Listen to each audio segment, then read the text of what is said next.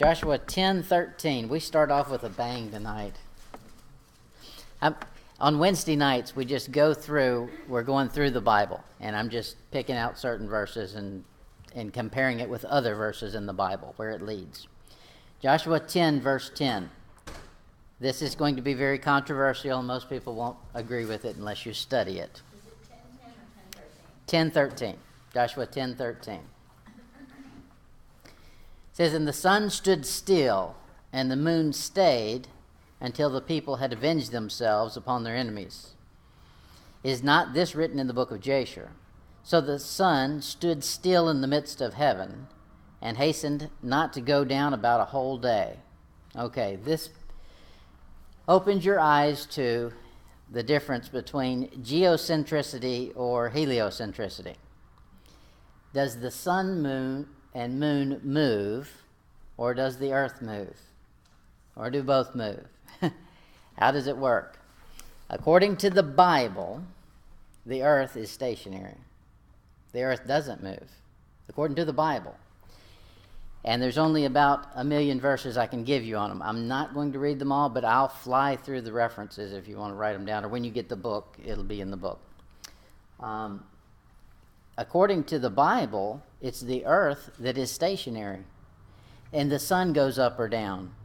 Now, if the earth was moving and the sun went down, or the sun was still stationary and the earth was moving, then it wouldn't matter if the sun stood still or not. It would appear the same. So you've got to go with just plain English in the Bible, and you come out ahead. Here's the verses on it. Psalms 19:6, Genesis 15:12, Exodus 17:12, Exodus 22:3, Exodus 22:26, Exodus 22:26, Leviticus 22:7, Numbers 2:3, Deuteronomy 11:30, Joshua 8:9, Joshua 10:13, Joshua 5:20, Joshua 5:31, 2 Samuel 2:24, 1 Chronicles 18:34, Psalms 50 verse 1, Ecclesiastes 1:5, Isaiah 38:8, Jeremiah 15:9, Daniel 6:14, Amos 8:9, Jonah 4:8, Micah 3:6, Nahum 3:17, Habakkuk 3:11, Malachi 1:11, Matthew 5:45, Mark 1:32, Luke 4:40, Ephesians 4:26, James 1:11. The Bible has a lot to say about it. What was number 2? Exactly. Should I say them backwards till we get there? Well, I think the sun stood still while you were doing all that. Right. In the heliocentric model, Earth's rotation is 1,040 miles per hour from the west to the east. And this is what you're taught in school. And we grow up believing it, and so we just assume it's so. Okay, if that is so, Pensacola, I'm trying to find something that is as close as I can to that mileage, because if the Earth is spinning at 1,040 miles per hour, let's find something that is the distance of 1,040 miles away, so we can judge the speed of the Earth. That would be Midland, Texas. From here to Midland, Texas is actually 886 miles. And you can plug it into the computer to get a direct flight from Pensacola to Midland, Texas. Check the time. The total flight time is 2 hours and 17 minutes, which makes no sense. That's west of us. If the Earth is moving from the west to the east at 1,040 miles per hour, we should be able to jump off of the ground and land in Midland, Texas. Okay, so it ain't spinning. Furthermore, if you take the same distance going east, it should take us twice as long to get there. But you book the flight, and the flight is the same time distance, east or west. If I book the flight from Midland, Texas to Pensacola, it takes the same amount of time as it does from Pensacola to Midland, Texas. So how come it's not spinning? Okay, that's something to think about. The Bible has a lot to say about it, and I won't belabor it. Joshua 11, verse 6.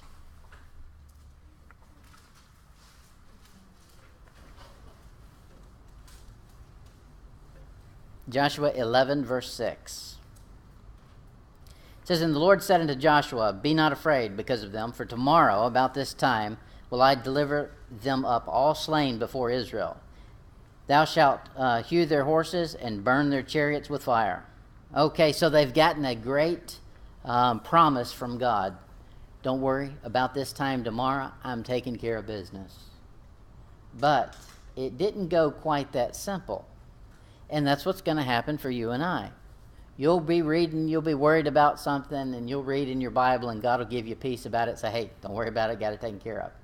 That doesn't mean you're not going to be required to do some work. You're still going to be required to do some work. It's just God's going to give the victory. Let's look at it. Joshua 11, verse 7. Joshua 11:7. So Joshua came and all the people of war with him against them, and the waters of Merimoth suddenly, and they fell upon them. Uh-oh, they're fighting. I thought God said, I'm going to deliver them all up slain, and it's all going to be hunky-dory. No, they were still required to do some work. Verse 8.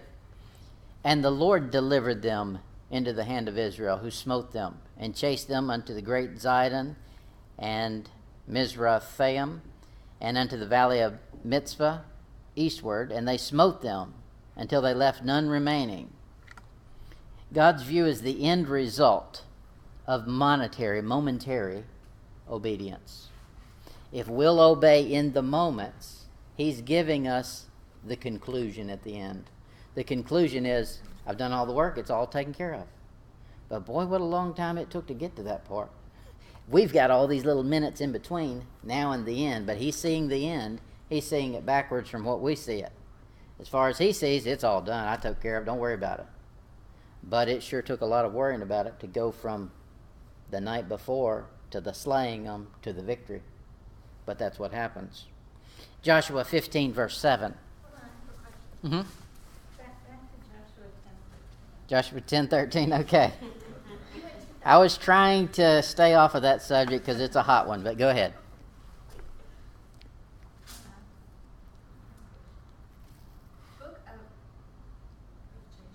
Book of Jasher? Mm-hmm. What is that? It's just a book that gave the account of everything Joshua did. It's a non-biblical book. You'll find a bunch of those in the Bible. You threw it up in the air and it disappeared. Well, you may find it, but it's not inspired. That's why it wasn't included. Joshua, where are we now? Joshua 15:7. Okay, 15:17.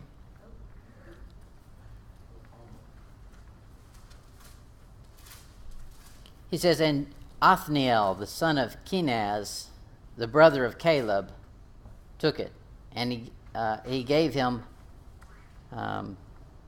Ashkenaz. What?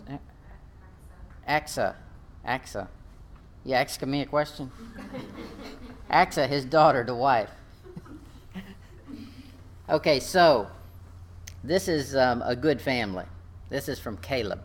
Caleb is the one of the two that came out of the original group that came into into the wilderness and believed God. There weren't many that did. There were a few that did. Look at Judges chapter 3. Judges 3, verse 9.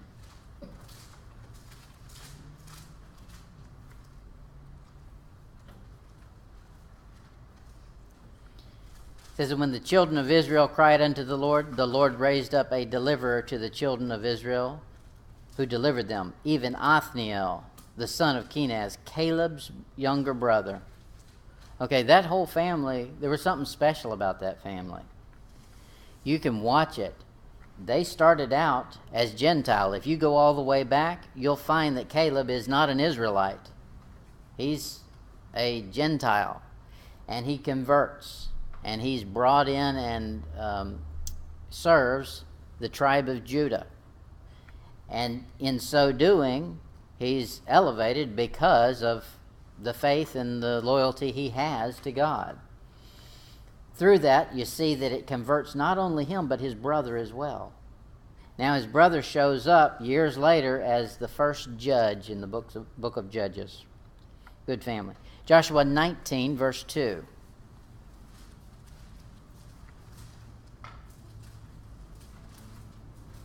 I am hitting all the controversial things tonight. Wow.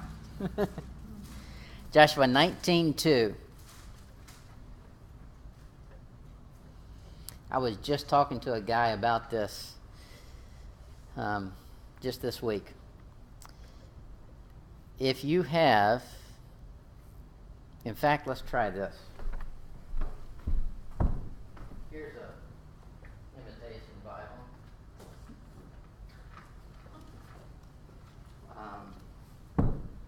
Joshua 19:2.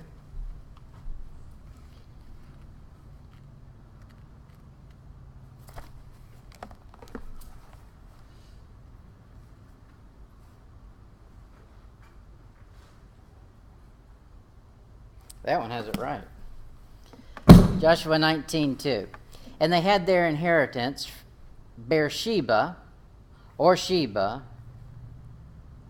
and Mahaladan.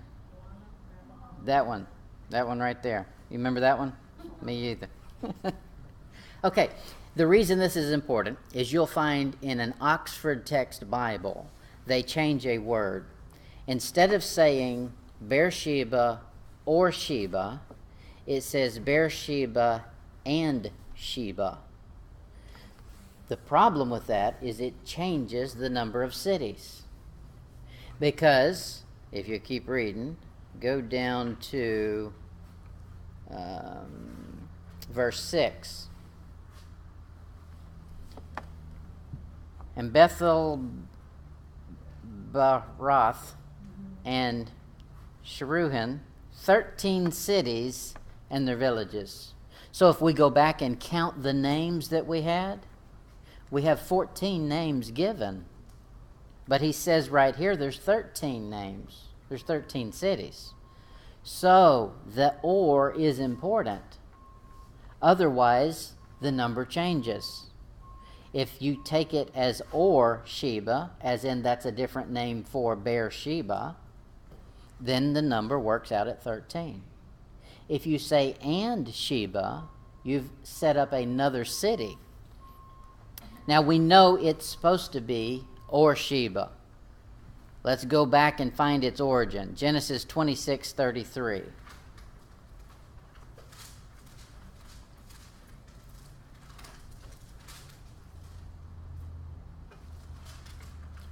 Genesis 26:33.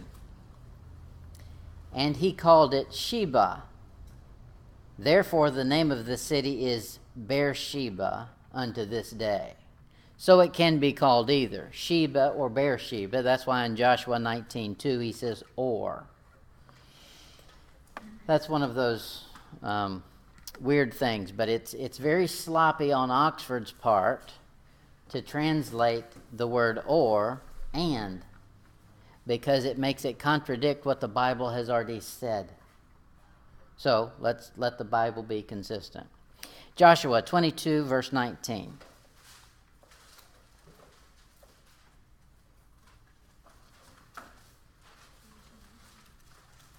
Joshua 22:19. Now we end up with a problem. Joshua 22. Notwithstanding, if the land of your possession be unclean, then pass ye over unto the land of the possession of the Lord, wherein the Lord's tabernacle dwelleth, and take possession among us. But rebel not against the Lord, nor rebel against us, in building you an altar beside the altar of the Lord. Okay, so this land here, this is Ephraim and the half-tribe of Manasseh. They decide they want to stay on this side of the Jordan instead of crossing the Jordan into Canaan and collecting their inheritance in the land of Israel proper that God had given them. They said, nah, we like it over here. We've got sheep, and this is perfect for us. And they said, well, okay. Here's the problem. It was an unclean land, should not have been their home. Moses allowed them to do it. He let them have it. But that's not what God intended. If you look at the verse, he says, pass over to the land of the possession of the Lord, wherein the Lord's tabernacle dwelleth. That's where God wanted them, in the land of the Lord, where the tabernacle was. That's us. We got to watch out. We'll do the same thing. We'll beg and plead God for something that we think we really need or we really want. And He'll allow it, but it's not perfect. It's not the best. Moses allowed them to do something that wasn't the best thing for them. God will do the same with us. So be careful what you desire. In Joshua 22:19, 22:7. He says, now to the one half of the tribe of Manasseh, Moses had given, who gave it? Moses. Moses had given possession in Bashan, but unto the other half thereof gave Joshua among their brethren on this side of Jordan westward. Okay, so the other half tribe said, hey, we want the real deal. We don't want to be stuck out there in the wilderness. We've had enough of that. And when Joshua sent them away also unto their tents, then he blessed them. Look at chapter 22, verse 25. Chapter 22, verse 25. It's clear. The land grant, their home was not supposed to be on the east side of Jordan. That was not God's intention. Verse 25, Joshua 22:25. For the Lord hath made Jordan a border between us and you. Ye children of Reuben and children of Gad, ye have no part in the Lord, so shall your children make our children cease from fearing the Lord. The wickedness all happens out in the wilderness. That's where all the heathen nations were. He wanted them to concentrate in the land He had designated for them to help keep them strong. That's a picture of us today. Us today, we go out into the world, but that's not our home. Don't start feeling comfortable there. This is where you feel comfortable. They used to call a church a sanctuary. You know what a sanctuary is? A wildlife sanctuary? It's where the animals are free to do whatever they do and nobody's going to come in and kill them.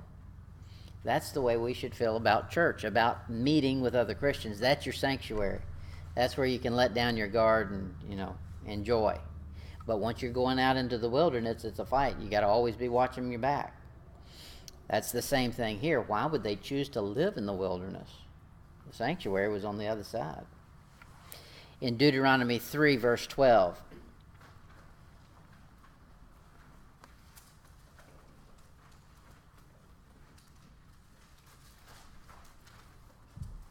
he says, in this land, which we possessed at that time from Aroer, which is by the river Arnon, and half the Mount Gilead and the cities thereof, I gave unto the Reubenites, and to the Gadites, and the rest of the Gileadites, and all Bashan, being king of Og, gave I unto the half tribe of Manasseh.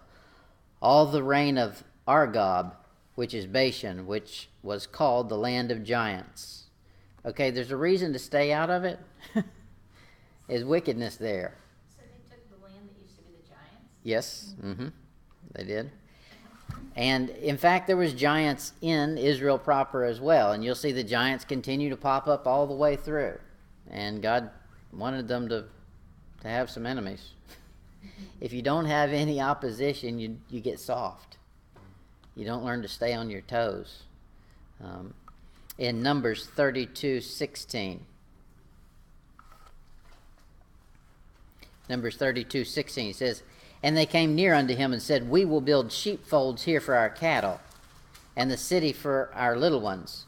But we ourselves will go ready armed before the children of Israel until we have brought them unto their place, and our little ones shall dwell in fenced city because of the inhabitants of the land.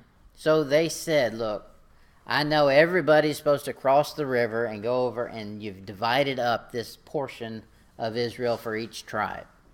We don't want to go over there and take ours. We want to stay over here in the wilderness. But I tell you what, we'll do a deal with you. And this is where you know you're getting on shaky ground with God. When you want something so bad, you start trying to wheel and deal with him. Don't wheel and deal with God. You can't wheel and deal with him. You're a servant. You're a slave anyway. You got nothing to offer.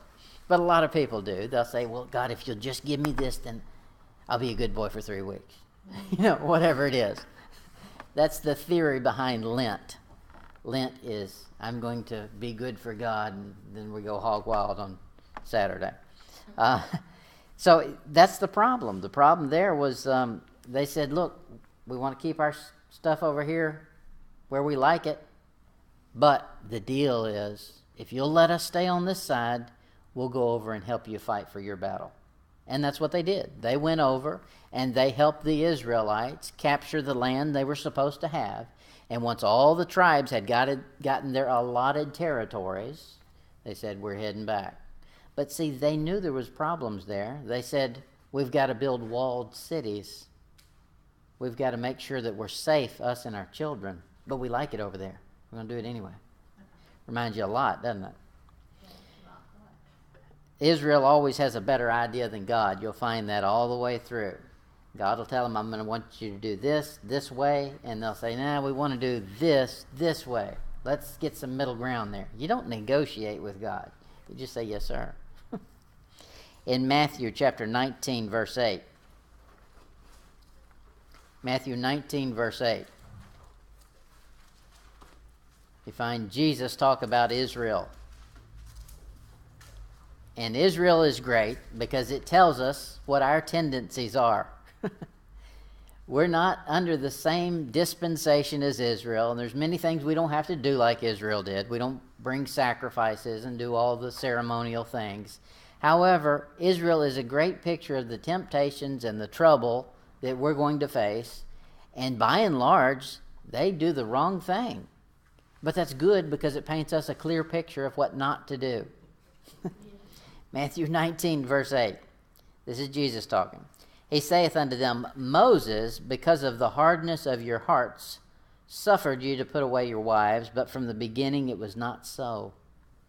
So look, Moses knew you were stubborn. And when he was given the law, you were down there trying to wheel and deal, complaining.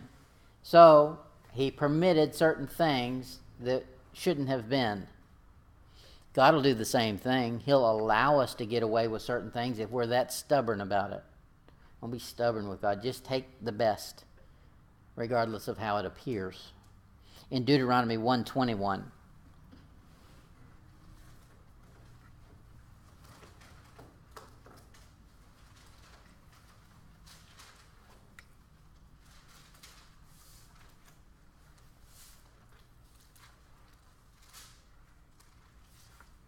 Deuteronomy 1:21. Behold, the Lord thy God hath set the land before thee. Go up and possess it. Okay, sounds like it's all done, doesn't it? No, it's not that simple. As the Lord God of thy fathers hath said unto thee, fear not, neither be discouraged. Okay, when he puts those catchphrases in there, you got to pay real close attention. He says, I've given it all to you. Oh, don't be scared. Don't just get discouraged. Okay, that should wake you up. Something's going to try to make you be in fear, and something's going to try to discourage you. That's why he said, don't. It's all yours, but look out. There's some fear coming. There's some discouragement coming.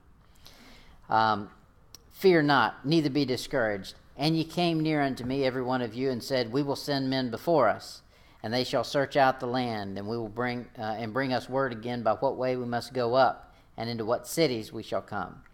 That was when they decided to send the 12 spies, 12 spies in. This is the men's idea of negotiating with God again. God had said, go on up and take it, it's yours. They said, I tell you what, we're going to do a little spy mission first. You know, we might be able to get Tom Cruise to make a movie out of it later. So they did that. They did a spy movie. But that's not what God intended. God intended them to just go in and take it. He said, I've given it to you. Don't be afraid and don't get discouraged. They said, well, let's go look at it first and just figure out which way we're going to go in. He said, okay, go ahead. There they go again, negotiating with God. Well, it turned out they came back and they got scared. He said, don't fear. They got discouraged. We can't do it. Okay, around the wilderness another 40 years. Most of them had to die. Joshua 24, verse 15. Joshua 24, verse 15. We're flying through this book.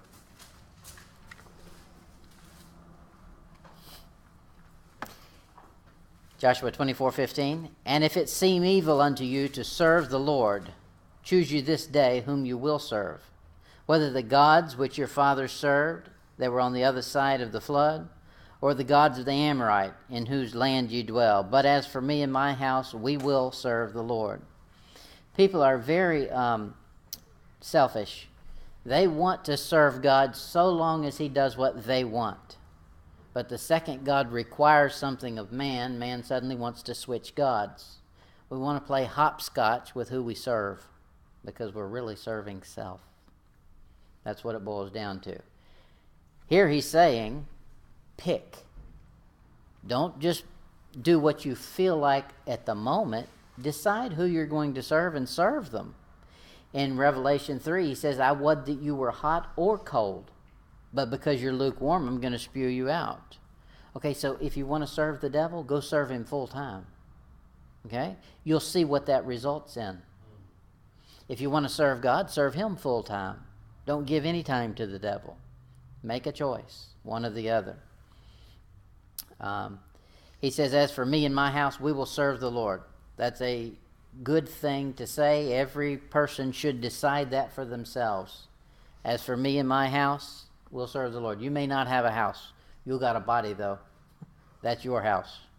And it needs to serve the Lord. And you have to decide that. Nobody can decide it for you. Joshua is deciding it here for him and his house. And you'll find from reading about Joshua that he was not somebody you would trifle with. When a giant, an angel, shows up, he says he's ready to fight. And the angel's got a sword in his hand. And he says, let's go at it, buddy. You for me or you for them? That's Joshua. Well, he says here, I'm going to use the same determination to serve God, me and my house. It should be our duty. We should view it as our duty to serve God. Now, serving is never simple. Serving doesn't give you any accolade. Serving means that you're a slave. What popularity do you get out of that? I mean, how do you wear a badge that says, I'm the slave? Wow, aren't you somebody special? But that's what we're supposed to do. We're supposed to serve him. We're supposed to be at his beck and call. All right, that's the book of Joshua. Let's hit Judges. Judges is a tough book. We finished Joshua. We knocked it out quick. That one only took us, I think, 4 weeks. That's moving for us. Judges. But Judges, it's like they would get one good leader and then they would backslide. Yeah. One good leader and they would backslide. Yep. The problem with Judges is that Joshua was no longer there to enforce the law. So when Joshua's gone, they just up and down, just like us. Jesus Christ is not on the earth to enforce our obedience. So you'll find in your life it's up and down, just like the book of Judges is. Judges chapter 1, verse 1. It says, Now after the death of Joshua it came to pass that the children of Israel asked the Lord, saying, Who shall go up for us against the Canaanites first to fight against them? Okay, Judges 1 tells us of Israel's tolerance toward the Canaanites. This is where all the trouble starts. Joshua began with the book of Joshua began with now after the death of Moses. Remember that? Joshua 1. The book of Judges says now after the death of Joshua it came to pass. So we've got 2 almost equal scenarios. Under Joshua, their leader had just died. Under Judges, their leader had just died. How come they turn out so wicked and Joshua maintained a good reputation throughout the book? We'll find out by reading the book. There's many similarities in the books. There's no successor to carry on the leadership of Joshua through the book of Judges. Judges becomes a hopscotch, any, mini, mighty, mo of who's going to lead. And you'll see it throughout the book. People going into bondage, out of bondage, into bondage, out of bondage. Look at verse 10. Joshua 1, verse 10. And Judah went against the Canaanites that dwelt in Hebron. Now the name of Hebron before was Kirjath-arba. And they slew Sheshai and Haman and Talmai. This is going to give you a recap of something that happened under Joshua. Many times you'll see this. The book of Judges is not chronological. And you'll see it skip around in dates and times. God has a purpose for the way it's laid out, and we'll cover that more as we get into the book. But it's laid out on purpose. This is a good one to take note of because the book of Joshua is probably how your life is going to unfold temptation-wise. Judges, not Joshua. Judges. We'd like it to Tried too many books tonight. Joshua's. Yeah, right. Yeah, Joshua would be nice. But it's going to unfold one temptation after the next, and they kind of build on each other. They're not doing it sequentially. This right here is going to tell you about a recap of something that happened under Joshua. So he backs up and gives you some information.